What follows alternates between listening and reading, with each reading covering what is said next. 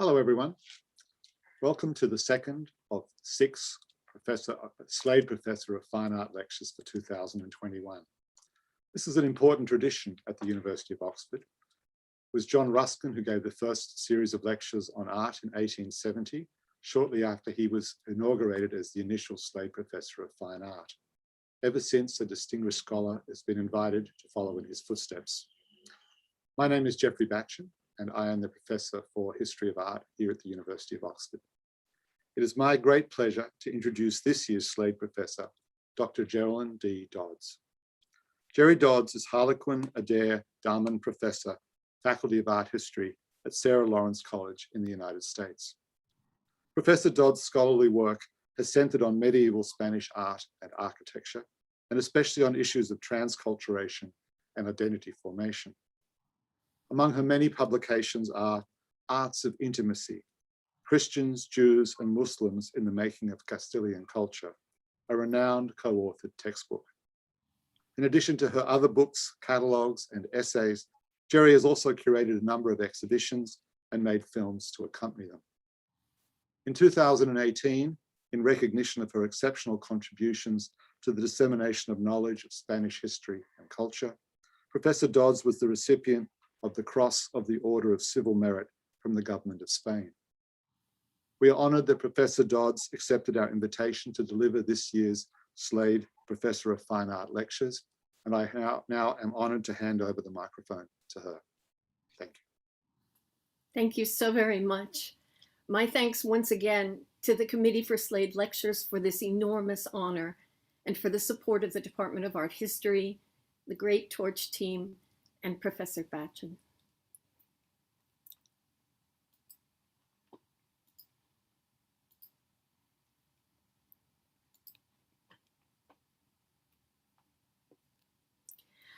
The great Mosque of Cordoba unfolds low and expansive at the city's heart, and from its center grows the 16th century basilica that reminds us that it is today also a cathedral of Cordoba. In 2006, the Diocese of Cordoba surreptitiously registered in its own name a number of properties assumed to be in the public trust, and among those appropriated was this building, which is both the cathedral and a national monument. For a medievalist, it's kind of thrilling in an anachronistic sort of way to see a cathedral chapter flex its muscles in this day and age, but in this case portends danger in a host of ways. Religious consecration, responded the local government, is not the way to acquire property. They were clearly not medievalists, and they were especially not Hispanists, for whom the acquisition of property is all about religious consecration. Through public outcry and various legal contests, the cathedral chapter of Cordoba has aggressively intervened in the construction of a tightly controlled historical narrative centered around Christian physical and ideological possession of the building, instrumentalizing the monumental 16th century church inscribed at its center to create a teleological structure of Reconquista, in which the site and building are seen as primordially Christian, while the mosque building is, and I quote, the Islamic intervention between a fictive church and the present cathedral. And this is the flyer that you get, and it talks about the history of the church, and the entire mosque structure is called an Islamic intervention in this Christian history. This level of discursive control is offered in opposition, of course, to popular secular narratives, the commodified Convivencia we spoke about last week, celebrating an idealized religious pluralism in its most reductive form, exploited by a growing tourist economy in what Watson and Waterton called a consumption of otherness, the frisson of exoticism met in encountering an enormous mosque possessing the center of a European city. But was there a thrill of exoticism in the beginning? Did the forms of the mosque constitute a symbol of sectarian defiance when it was first constructed? I'd like to consider these thoughts today in 2 discussions. The first, how did the mosque take its place in the new Umayyad capital, the hitherto very Christian city of Cordoba? And then, 200 years later, How other was the material form of the Great Mosque of Cordoba in the grand period of the 10th century Caliphate? Between 711 and 718, several expeditions of troops under the command of an enterprising Tariq ibn Ziyad crossed the narrow straits that separated North Africa from Spain, in time defeating the Visigothic monarchy, already fragmented by civil war and internal strife. Much of the Visigothic and Hispano-Roman elite took advantage of the pacts offered by the conquerors through which they could maintain their estates and the practice of their religion. And it's probably to pragmatism on both sides, together with military conquest, that the Umayyad forces triumphed.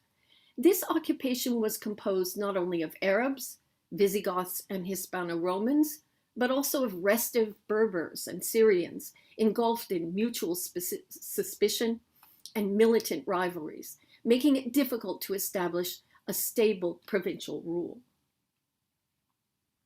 6 years after the initial conquest, the capital of Al-Andalus was transferred from Seville to Cordoba, probably because Seville's Visigothic aristocracy was still resistant and peevishly intent on asserting their pactual rights to their own property, while local elites were displaced from Cordoba's intramural palaces, leaving the new conquerors more of a free urbanistic hand.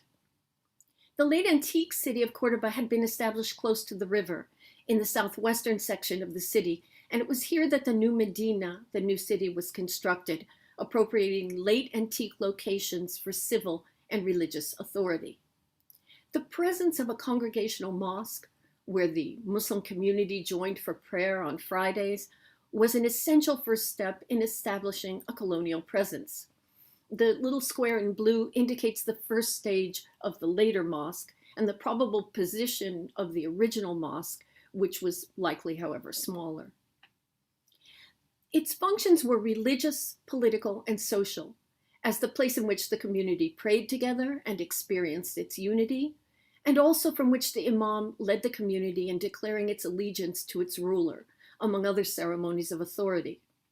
But in this early period, mosques were likely rudimentary on the Iberian Peninsula, and they did not require the erasure of other confessions. Though, of course, conflictive images of churches and mosques loom large in Iberian historiography. Militant Arabic texts that spoke of the destruction of churches to make way for triumphant mosques have been exposed as legitimizing tropes composed long after the fact, as have more recent utopian narratives about systemic tolerance. Of use here is the capitulation treaty made in 713 between Abdelaziz and the Visigothic Tudmir, governor of the region of the southeast part of the peninsula, and here it's in pink. It promises that Christians, quote, will not be coerced in matters of religion. Their churches will not be burned, nor will sacred objects be taken, so long as Tudmir fulfills the conditions we have set for him. These were privileges that could be accorded to dhimmi, usually Christians or Jews, whose rights to worship and to conduct their own communal affairs were established by pacts offered to the communities who capitulated. Such pacts helped to buttress the progress of conquest and colonization, but the conditions of Christians and Jews could vary widely, because the church of a resisting population was not thus protected, and there were many complex legal questions in between, which might be why Seville kept its indigenous elites, but Cordoba less so.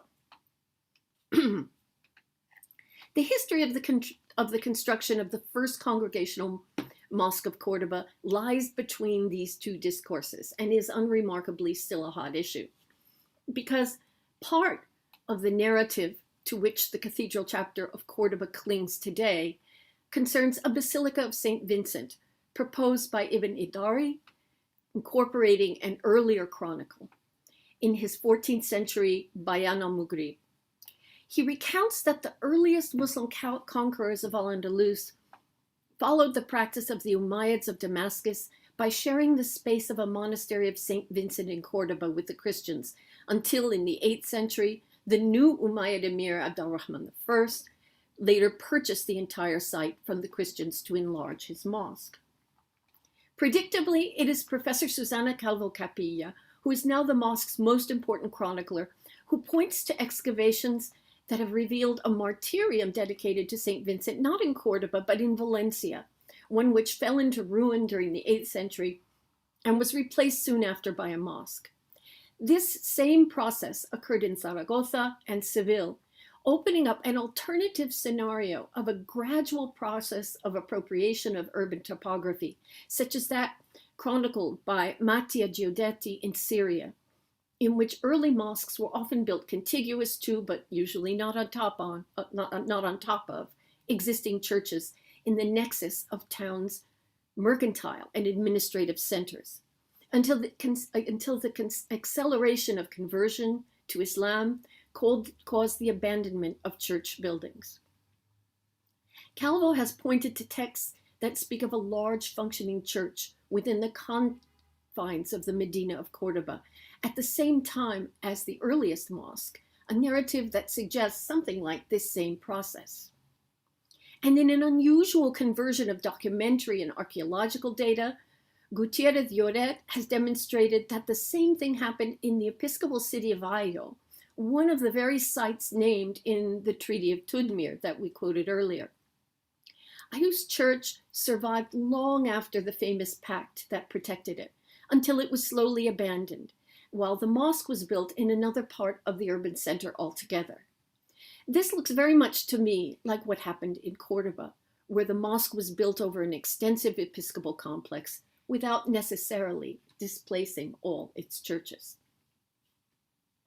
Cordoba would wait, however, for the arrival of the Umayyad exile Abd al-Rahman I for the beginning of the construction of the mosque we see today.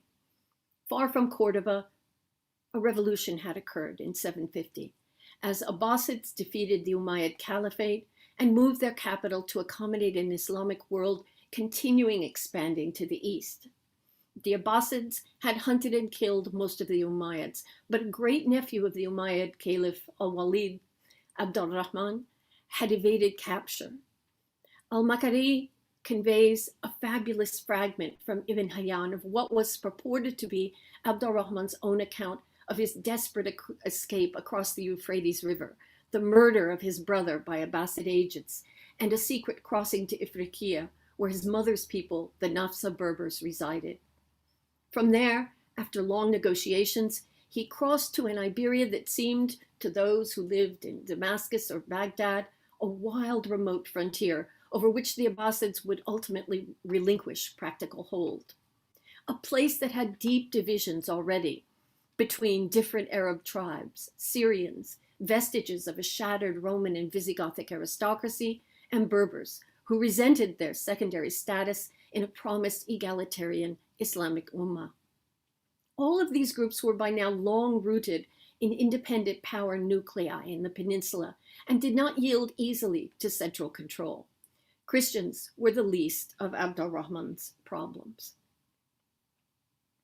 It would take Abd al-Rahman nearly 30 years to unify this new state, an act symbolized by the construction of the mosque that would visualize his new consolidated emirate or princedom and reify his authority as imam. But how was Abd al-Rahman to give this building in a restive Al-Andalus a coherence that was not rooted in its connection to the central Abbasid Caliphate from which he was now politically estranged? This kind of hypostyle plan that he uses is quite conservative. It used the language of late antique architecture in a prayer hall wider than long, subverting hierarchy so that the aisles appeared without the culminatory effect of, for instance, a Christian basilica, emphasizing instead the collective experience of the community over axial authority. Abd al-Rahman would visualize his new mosque, I think, as an offshoot of the imperial building program of his great uncle, Al-Walid I, the Umayyad Caliph, who codified so many of the forms of the mosque. This forest of columns, 11 aisles, with a slightly wider central aisle, all of them running perpendicular to the Qibla, the wall facing Mecca, possibly reflected the prayer hall of the Al-Aqsa Mosque in Jerusalem. But it might also, in its simplicity, evoke an Iberian tradition reaching back to the first Umayyad conquerors of the peninsula, to an Iberian Umayyad heritage sanctified by its antiquity and one that preceded Abbasid authority. Regarding Damascus, it has been cautioned that such direct reference, as I'm referring to, so far from the capital is unlikely. And yet, consider Abd al-Rahman's experience, his connection to Damascus, from which he was exiled, and his need to unify and legitimize his new polity under his family name. In perpetuating this early plan, Abd al-Rahman could visually construct a new foundational history for Umayyad al-Andalus, one that could imbue the peninsula with its own essential Islamic authority, separate from that claimed by the Abbasid Caliphate. But here in elevation is also something far more complicated. Its startling and new effect, a forest of columns with a permeable elevation of superposed arches and animated, almost provocative polychromy. Marseille noticed that the double arches of the aqueduct of Merida provide a solution for lifting the ceiling of Cordoba's hypostyle hall, much as a row of windows does in Damascus, so that its expansive space does not become oppressive. But the effect here is totally new and fabulously complex. A conventional late antique arcade below, and a second elevated arcade above, fragmenting one's vision of the whole into ambiguous, overlapping lateral spaces. A kind of hall of mirror in which it's difficult to situate oneself or to judge distances with clarity, so that experience capitulates to multiple perspectives. Abd al-Rahman could not reproduce the colossal scale or gilded mosaics of the mosque built by his great uncle, the Great Mosque of Damascus. However, at Cordoba, as at Damascus, something of the same theory of imperial self-representation is at work. Abd al-Rahman's Cordoba originally had a concave mihrab, a niche located on the Qibla wall, indicating the director of prayer, a form first introduced by al-Walid in Medina and Damascus that would become a standard feature of mosque architecture. It might also carry the memory of the presence of the first imam, of light, and other royal associations. And as at Damascus, the mihrab here took the form of a scallop shell. Susanna Calvo has shown was paid at Cordoba to the use of local spolia, both classical and late antique, a classical language repurposed not as a reference to Rome, but to serve as a connection to this imperial Umayyad past. For the Umayyad cultural system, in culture, administration, and architecture, Giudetti maintains took root in the late antique core. Arietta Papaconstantinou has shown the Umayyad system of adoption of pre-existing late antique labor and contract systems, and the laborers themselves as well, something clearly at work in Cordoba. She sees this as part of a conscious process of Umayyad reclaiming the standard practices of imperial lineage.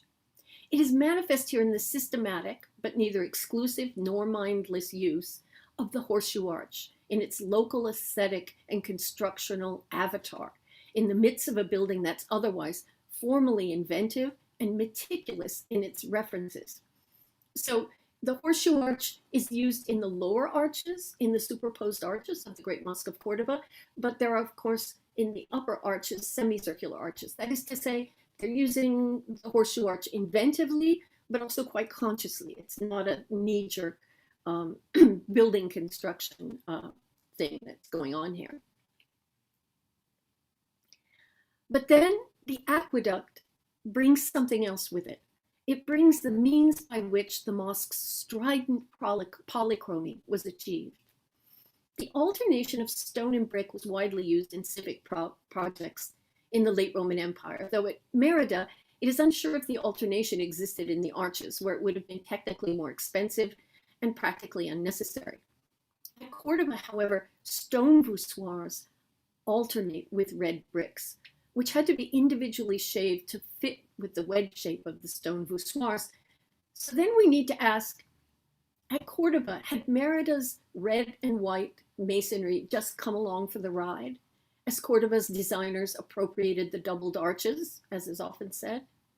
But okay, can you imagine a motif so carefully conceived so that it completely dominates our impression of the interior of the mosque to the extent that it becomes its primary signifier? Can you conceive of this as passively adopted? I do not think so, because this way of making banded arches presented Abdul-Rahman with local techniques and material that could recall the opulent opus sectile of the great mosque, of the great Umayyad monuments that constituted his lost heritage, the Dome of the Rock or the Great Mosque of Damascus. Abdul-Rahman knew the great Umayyad monuments not as symbols or as literary topoi, but as personal memories projected onto his political identity. These are the monuments envisioned imperfectly, or better said locally, at the Great Mosque of Cordoba, through the gifts and limitations of an indigenous building tradition. For a prince who bore among his many titles descent of the Umayyad caliphs. For a prince who was trying to picture a way of being Iberian and Umayyad in an Abbasid world.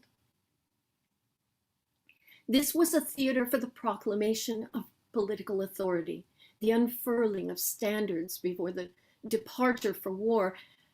The building of the Mosque of Abdul-Rahman I in 787 marked materially the passage of Al-Andalus from a chaotic, fragmented, and remote province of bickering strongmen into a state. The mosque endowed that state with an identity separate from that of the Abbasid Caliphate that vanquished his family. It represented a polity that was to be as Iberian as the Abbasids' architecture was Mesopotamian. It carried the standard of the new Umayyad state at the periphery of the Dar al-Islam. The polychromy then appeared in the earliest exterior gate of the mosque, the Bab al-Wuzara, and in subsequent ones, in its broad composition in the same broad composition of those of Umayyad palaces in Syria, but now in a form that has become emblematic of the new Spanish Umayyad princedom. A horseshoe arched door with a wide extrados, alternating red and white voussoirs, and inframed by a rectangular molding called an alfiz. Consciousness of the explicit meanings of these forms is found in their durable afterlife. For over 2 centuries, in each of the subsequent additions to the mosque, we can read unswerving reverence to this same elevation. Under Abdul-Rahman II, in the long axial extension to the mosque by Al-Hakam II, through to the final 11th century additions to the mosque by Al-Mansur, where the arches were constructed entirely of stone. So the effect of revetment was achieved by painting red and white patterns that, like marble revetment, was not tied to the voussoirs below. Why would you paint stone?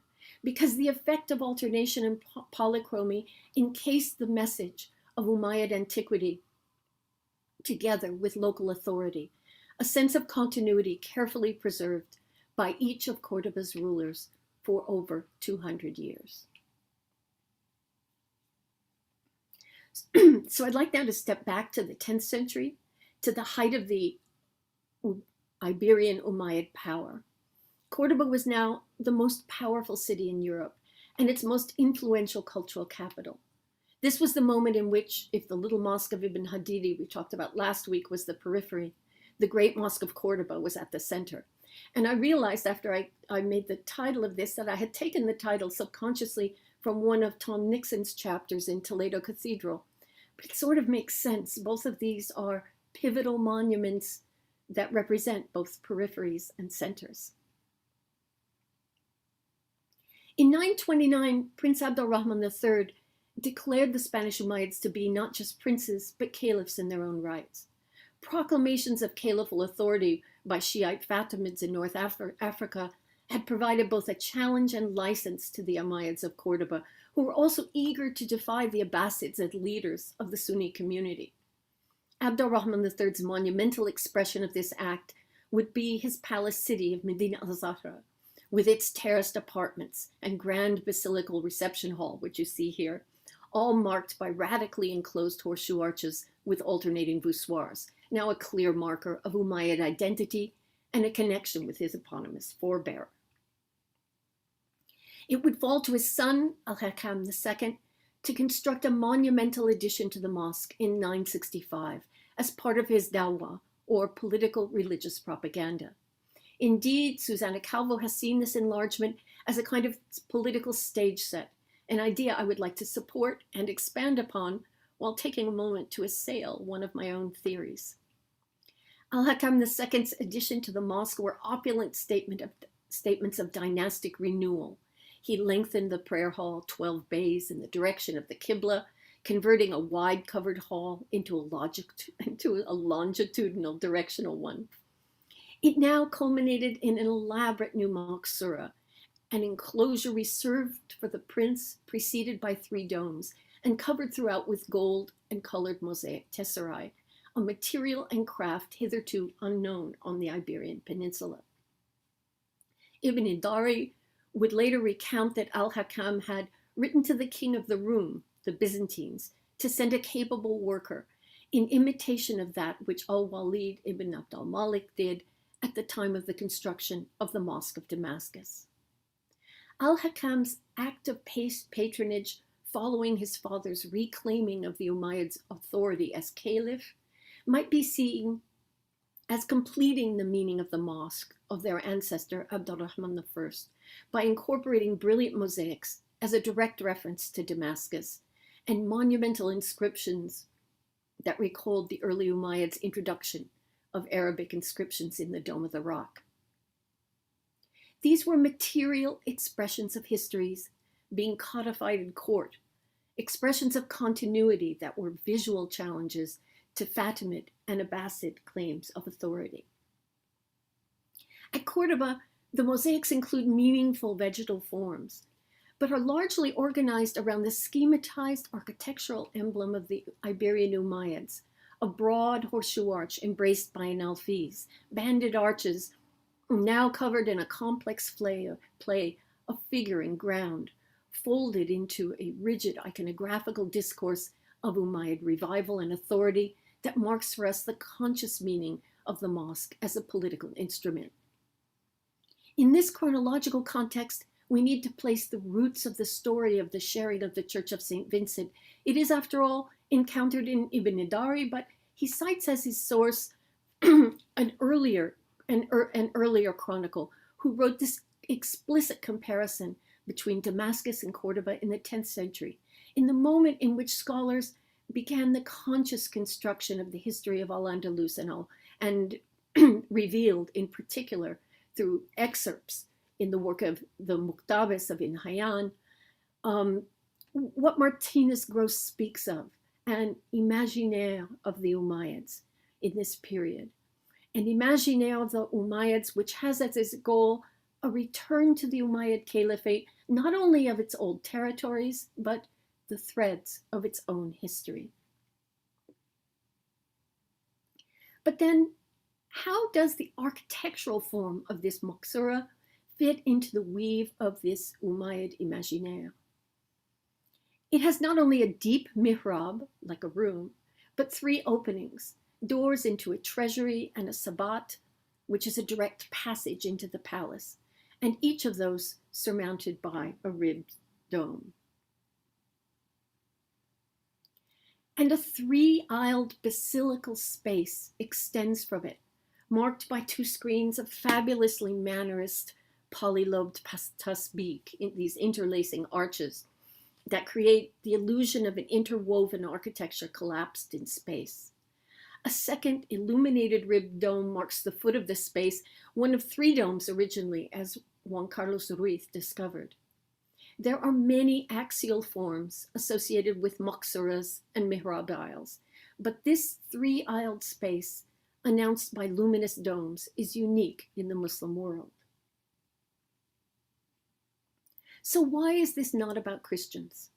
A three-eled basilica, a mihrab in the form of a deep room like an apse, and the decorative treatment of the entries to its treasury and sabbat all echo the East Ends in both elevation and plan of contemporary three-apsed Christian basilicas like San Miguel de Escalada or the Basilica at Bobastro. And the screens of arches seemed like wild elaborations of the divisions created by an altar screen like that of Escalada. At least I used to think so. This disposition reflects a division of space that belongs to a long-standing Christian liturgical development on the peninsula, I used to think. After all, connected to an even more venerable Byzantine one. But why would this Maksura look like a church? That is a boundary not easily franchised in the confessional realm. And then, why not? I imagined that the Maksura was the immediate reflection of local Christian models, masked, or you might say laundered, of Christian ecclesiastical content through their use first in a secular context. In the reception hall of Medina Zahra, for instance, a three-aisled basilical hall that culminated in 3 banded horseshoe arches, the center one of which enframed the caliph as he was seated on a dais. These arches are not doors. They're only enframing devices that demonstrate the extent to which the banded horseshoe arch with a wide profile had literally become an emblem of Neo-Umayyad caliphal dignity. So the three-aisled Maksura of Al-Hakam II reflected this basilical audience hall of the palace, underscoring the authority of the caliph within the precincts of the mosque, that reception hall in turn echoing the axial throne halls of both Umayyads and Abbasids. The connection between the mosque and the palace draws a fine thread from the site of the caliph's religious authority to his political home in the suburban palace city, one fortified by a formal processional route that ran from Cordoba to Medina Zahra. There, a guest must walk between 2 rows of court retainers, just as Barcelona reconstructs it here in the Eid reception of 960 at Medina Zahra. The long aisles in palace and mosque provided an extended stage set for the performance of authority and the articulation of hierarchies, in which the side aisles indicate distance from the center of power, modeling, Safran revealed, the caliph's claim to be the source of order and stability. But though basilical plans had abounded in palatial concepts and contexts, and mosques throughout the Mediterranean, the particular way in which this was articulated brought one back to these 10th century churches.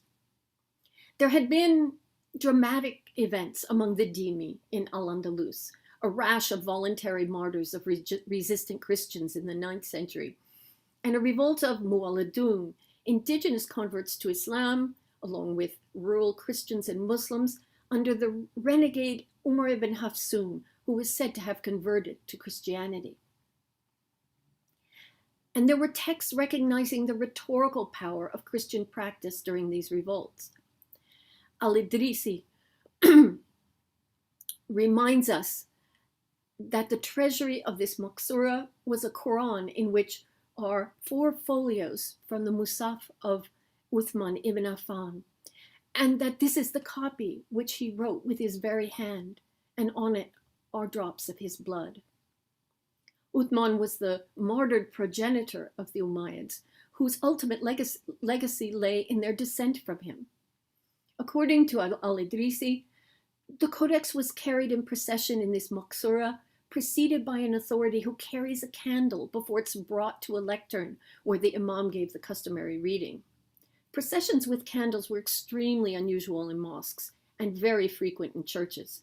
Indeed, this procession is almost identical to the reading of the gospel in the Hispanic liturgy, in which it was processed to the lectern, accompanied by a monk with a candle. Travis Sade points out that Al-Razi, who wrote from the 10th century, discusses the Musaf in a depth that heightens the credibility of this report, thus I think putting aside recent claims that this is an Almohad invention. The appropriation was clearly not meant to directly reflect Christian practice, but rather to garner something of the rhetorical power of that practice in a time when the effective power of Christian worship had been on display for a century in Cordoba. Perhaps it was possible that the use of these recognizable, rhetorically powerful spaces and practices were appropriated and then redirected as performances of Umayyad history and legitimacy in the case of the procession, or in the case of the Maksura, redirected through the use of anti-Christian epigraphic rhetoric. In surahs denying the divine nature of Jesus located along the Qibla. On the doorway of the Sabbat, for instance, is this: creator of heaven and earth, how should he have a son when he has no consort? And on a nearby portal, God forbid that he himself should beget a son. However, it's always more complicated, isn't it? As Susanna Calvo, in her careful study of the epigraphy of the mosque, now shows, these texts occur in a far broader ideological context. They are Quranic responses to three heterodox threats, of which Christianity was just one, in an epigraphic program meant to support the religious elite in serving the image of the caliphate as a defender of Sunni orthodoxy. The main target was not Christians in general, but the rebellion of Umar ibn Hafsun, whose supposed apostasy and that of his sons had threatened Abdurrahman III's role as defender of orthodoxy. The suppression of his revolt was among the most important victories of Abdurrahman III, on which, with other victories, he built his new dawla as caliph. And Ibn Hafsun had also attempted to ally himself with enemies of the Umayyads, and this gave Abdurrahman III a chance to conquer his enemies by proxy. Submitted Christians in the Spanish Umayyad states were, Safran reminds us, part of the larger political community. Their mutual security was integrally associated with the Islamic legitimacy of Umayyad rule. And while jurists were concerned about religious transgressions, apostasy, and contamination with Christians, Christie's has shown that there's little general anti-Christian polemic in Al-Andalus until the 11th century. Christianity is present in this Maksura, but not Christianity writ large. The religion itself is a minor player in the game of political identities and anxieties. And so if you're not, as I was, focused uniquely on religious difference in this Maksura, the world becomes a little larger. Because we sort of rushed back past Samarra, the royal Abbasid city. Of course, it was the Abbasids against whom the Spanish Umayyads had fashioned their political identity, but they also represented a challenge and a potent model. The 10th century shift in focus from urban palaces to sprawling palatine complexes outside of urban centers would be shared in both realms. And in fact, the Umayyads followed the Abbasids in creating a changing image of the caliph into a more remote ceremonial figure of difficult access. And the Abbasid city of Samarra had an impact in other ways as well.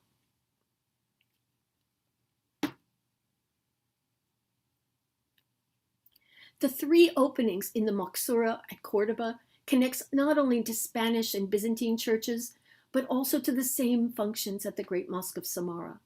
And there's archaeological evidence that the Abbasids were using gold tesserae in their mihrab. We can begin to see Samarra's Maksura transmitted in written accounts as a catalyst for Al-Hakam's push to such opulence, although he translates it, the models for the mosaics and the three Maksura openings, into an expansive language about Umayyad continuity and legitimacy, essentially turning the Abbasids' own opulence against them. The forms that I saw as so Christians were those first adopted from Hispano-Roman traditions in the first years of the Umayyad Emirate and developed over time to serve an Iberian Umayyad identity.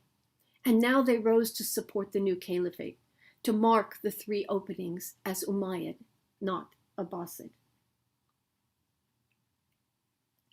The basilica is somatically consistent across time as a form, but it is protean and flexible in its specific iconographic applications.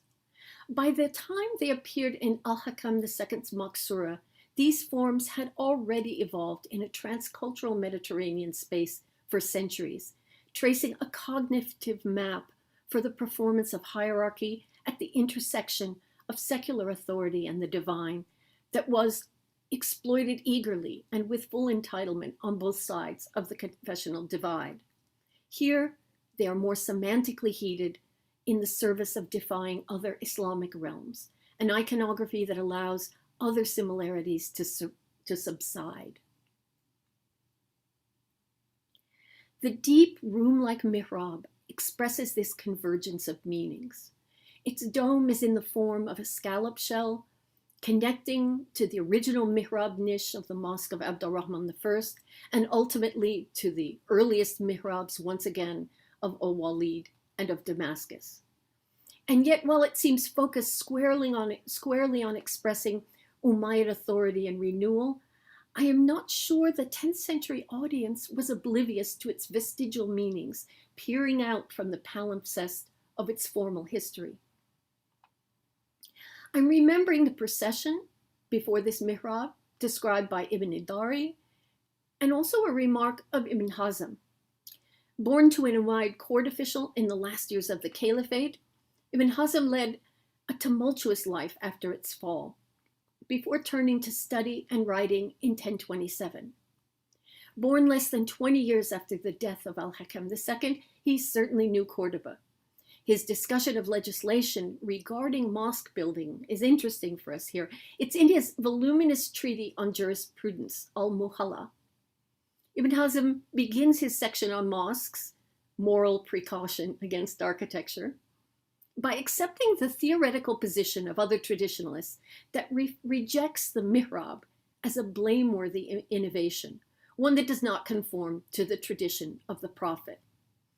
The reasons offered for this are the fear of imitating Christian churches, and also of introducing luxury into the precincts of the mosque. Of course, in practice, regarding the use of mihrabs, the horse had already left the barn. Ibn Hazm's eloquent interpreter, José Miguel Puerta Vilches, remarks that, as regards architecture, Ibn Hazm was, quote, not always in line with the constructive realities of his time. But we can read in these short comments that the association of any mihrab, let alone Cordoba's, with the apse of a church was a matter of open discussion. I take this to mean that, however much the Qibla of Al-Hakam II has reinvented its antique Abbasid and Spanish roots, that its audience was not oblivious to this connection. It still bore a vestigial association with church building through all of those physical and temporal stratigraphies of interaction.